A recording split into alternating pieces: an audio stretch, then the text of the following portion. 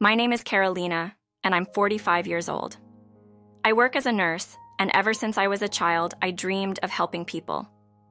Through hard work and dedication, I made that dream come true.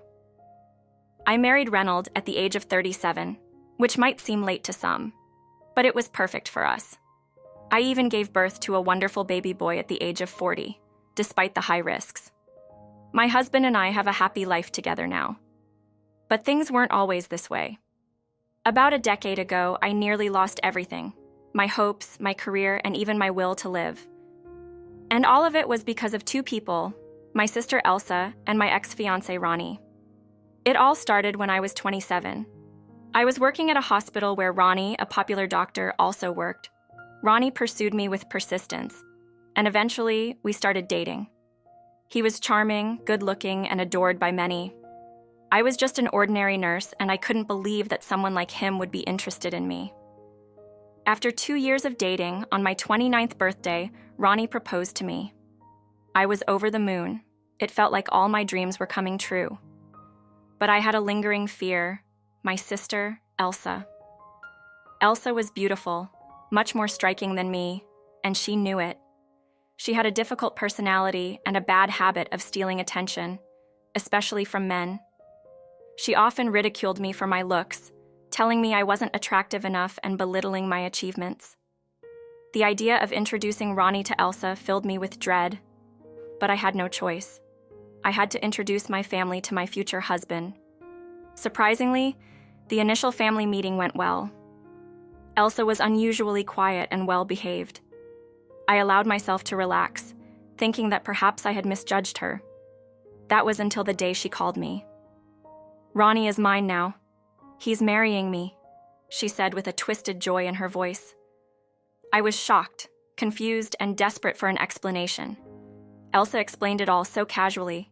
She had met Ronnie during the family dinner, contacted him secretly, and managed to seduce him. They had been seeing each other behind my back and had officially started dating. I immediately called Ronnie, hoping it was some cruel joke, but he confirmed everything. "If I'm going to marry someone, I'd prefer a beauty," he said dismissively. "You were lucky I dated you for 2 years. Stop crying, it's over." He hung up, leaving me shattered. It felt as though my whole world had crumbled in an instant. Elsa had taken the man I loved, and Ronnie had betrayed me in the worst possible way. The aftermath was brutal. Working at the same hospital as Ronnie became unbearable. Everyone knew about our engagement, and now they whispered behind my back about the broken relationship. The pity in their eyes only added to my humiliation. I couldn't stand it, so I quit my job and started fresh at another hospital. But Elsa and Ronnie weren't content just taking my happiness. They wanted to rub it in my face. They sent wedding invitations to our parents, made sure I knew about it, and even sent pictures of Elsa in her wedding dress.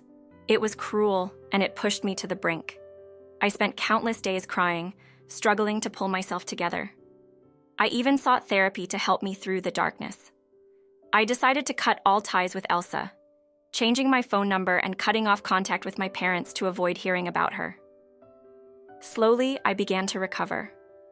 I poured myself into my work at the new hospital, which was much larger than my previous one.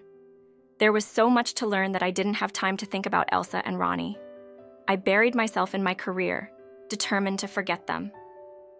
After a while, I began to receive attention from Reynold, a surgeon at the hospital. He was kind and persistent, but I was hesitant. My past experience with Ronnie made me wary of dating another doctor.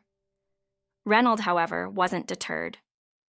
After a year of persistence, he asked me out for dinner.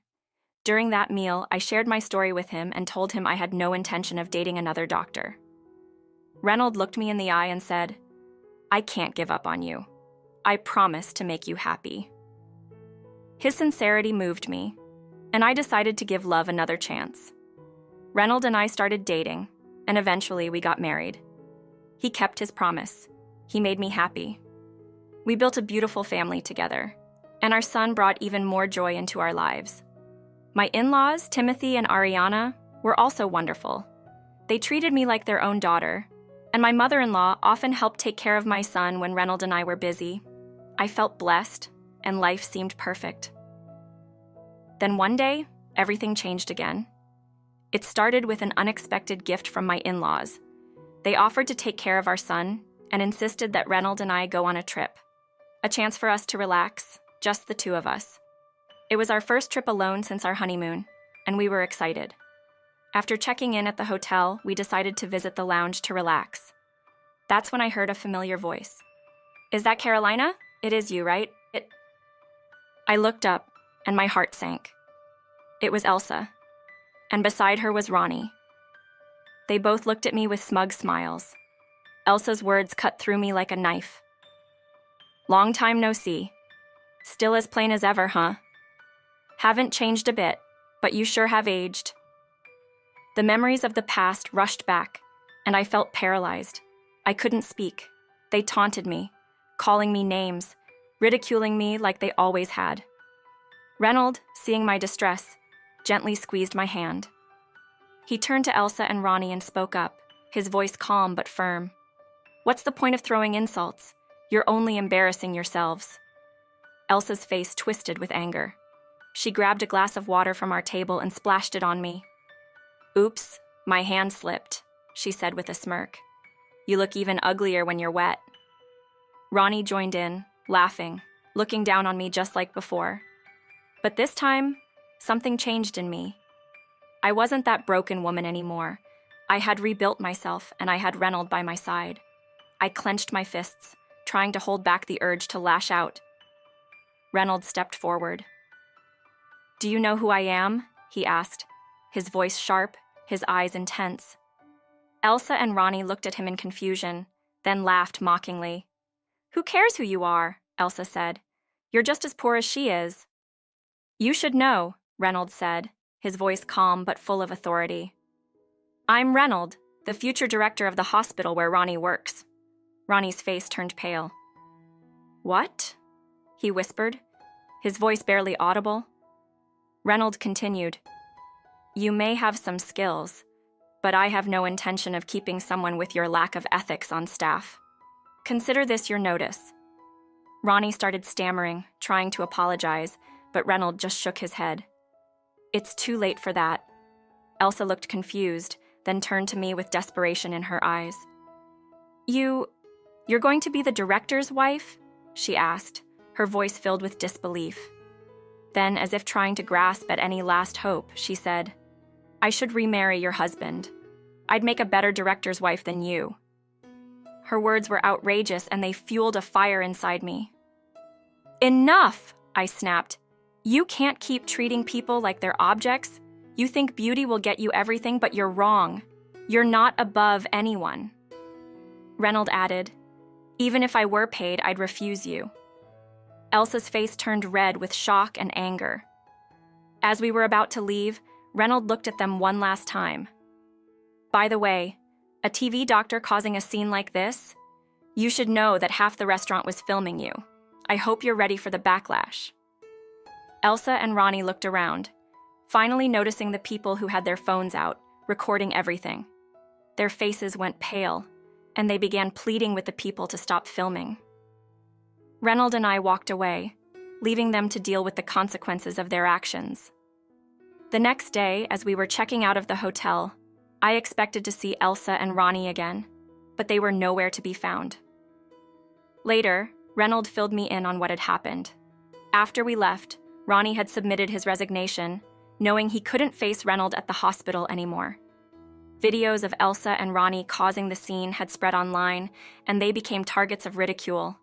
Their jobs, their reputations, everything crumbled. It was over for them. As for me, I joined Reynold at the hospital where he was training to become the director. We worked together, supporting each other both professionally and personally. I found fulfillment not only in my career, but also in the love and support of my husband and our son. I had faced betrayal, pain, and humiliation, but I had overcome it all. And now, I was finally living the life I deserved, a life filled with love, respect, and happiness. Despite everything that had happened, I knew that holding on to anger wouldn't do me any good. I chose to forgive, not because Elsa and Ronnie deserved it, but because I needed to move on. I realized that my strength came from within, and from the people who truly cared about me: my husband, my son, and my new family. My life was full of love and purpose, and that was more than enough. I was no longer haunted by the past. I had reclaimed my happiness, and that was the greatest revenge of all.